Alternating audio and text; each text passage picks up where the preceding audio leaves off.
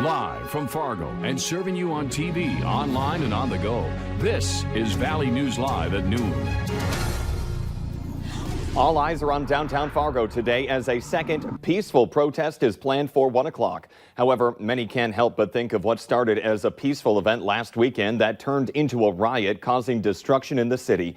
We continue our team coverage of today's event with Valley News Team's Joshua Piguero. He's live from where the protests will take place. Joshua? Jordan, I'm at Island Park right now, and the protest, as you mentioned, is supposed to start at 1 p.m. We're going to pan out a little bit. My photographer is to show you. There's a pavilion right there where there's a microphone, there's music playing, there's a table set up over there where it appears to be some activities going on. And this is supposed to be a peaceful protest. Organizers met with city officials in Fargo to hash it out and discuss it. Before it was supposed to be a walking march, but now it's in a sit-in at City Hall, but now it's just strictly here at Island Park. But as you mentioned earlier, there was vandalism last weekend at a protest that started peaceful and ended up turning violent. The Fargo Police Department and City Hall windows have been boarded up. We're going to be monitoring this protest throughout the day. We're going to have team coverage here, so you can monitor us on our Facebook page, Valley News Live Facebook page, and also the website. And make sure to tune in at 5:30, and 6, and we'll cut in as well if during the hours. I'm going to send it right back to you in the studio, reporting live in Fargo. Joshua Piguero, Valley News Live. Joshua, thank you very much. And the Minnesota and North Dakota National Guard have been activated in case anything goes south. And local authorities are preparing for the worst and even moving piles of bricks on construction sites. Moorhead police say these pallets of bricks are being used on a project, but they have been moved ahead of the protest today. Fargo police are asking people who see piles of bricks or rocks to give them a call and let them know where they are. And while many expect that protest to stay peaceful, certain businesses aren't taking any chances. The Moorhead Center Mall and Moorhead City offices are closed today, and the Cass County Courthouse is also closed right now. We have a breaking news update on the assault investigation in Moorhead. It is now a murder investigation. Police have identified the victim in yesterday's incident as Richard Stephen of Fargo. Moorhead police and the Minnesota Bureau of Investigations are continuing to look into the details of this case. Persons of interest have been detained, and they are not able to provide any more details at this time. They do say that there is no threat to the public. Taking that live look outside this afternoon right now, we have issued a first alert weather day, and Justin can explain more about that. And thank you, Jordan. Good afternoon, everybody. Yes, we do have a couple of first alert weather days. Now, the time frame for severe weather as we go through the weekend is late Saturday evening through daybreak on Sunday, and another chance of severe weather as we make our way through Sunday evening until the overnight on Monday. If we can take Max 2, please, in the control room. We have mostly clear skies out there right now. Just a few passing clouds out toward Rosehome, Baudette, some showers stretching from the Dickinson area south into portions of northern South Dakota. That's basically it. We're going to have a lot of sunshine out there for the day today. Temperatures warming up into the mid to upper 70s, making our way into the Southern Valley, and near 70 from the Grand Forks area out toward Devil's Lake. And we do have that northwesterly wind that is going to keep temperatures down compared to if we had a southerly wind, a little breezy with wind speeds 20 to 30 miles per hour in some areas. There's your sunshine with temperatures today close to 80 in the Fargo area as we keep that northwesterly wind. Now we're going to start off our main weather segment with the severe weather risk that's coming up in about 10 minutes. All right, a lot to keep up on. Thank you, Justin. We have new information on COVID-19 in the region. Minnesota is reporting 33 new deaths, bringing the death toll to 1,148. 922 of them happened in a long-term care facility. 712 new cases are being reported, bringing the active case count to 3,968. 21,864 people have recovered. The North Dakota Department of Health is reporting 5 more deaths and 40 new cases of COVID-19. 1 death was in Grand Forks County, while the other 4 were in Cass County.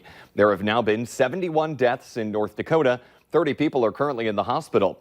2,745 people have tested positive for COVID-19, but the active case count in the state is now 432.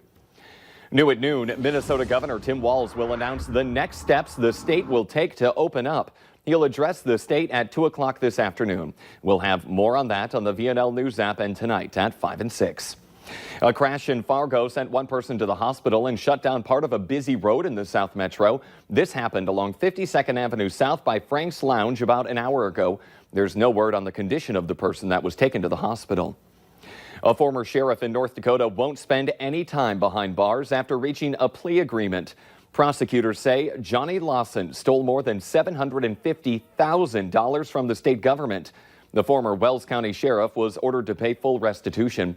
Minot Daily News reports that he could have been sent to prison for 10 years and fined $250,000. Lawson was ordered to serve 3 years of supervised release. Despite losing some 40 million jobs since the start of the COVID-19 pandemic, the May jobs report is painting a relatively rosy picture. The jobless rate fell to 13.3%, according to the Labor Department. This is significantly better than analysts expected of an unemployment rate of 19.5%. However, economists warn that the nation still faces a very high unemployment rate and some 20 million Americans are still without a steady paycheck. Washington, D.C. has ended its overnight curfew. It was imposed as large protests led President Donald Trump to threaten military action against demonstrators.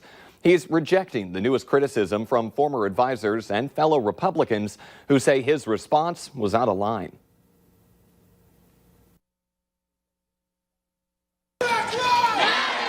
As protests across the nation's capital stayed peaceful, about 700 soldiers stationed outside Washington, D.C., who were on alert in case demonstrations turned violent, started heading home to North Carolina.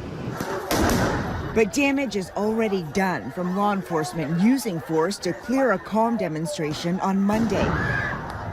Republican Senator Lisa Murkowski said she doesn't know if she can support President Trump.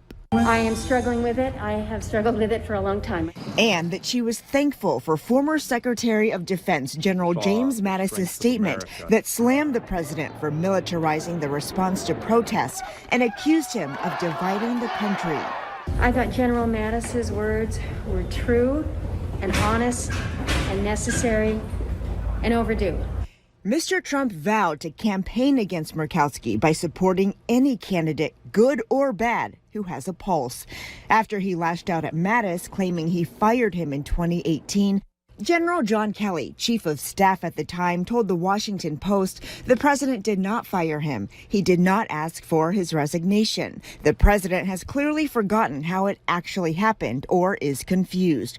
On Twitter, President Trump said he did not tell Kelly about firing Mattis because he was not in my inner circle. That many African Americans lacked confidence in our American criminal justice system. Attorney General Bill Barr defended the administration's response to protests, but also vowed to improve police relations with African Americans.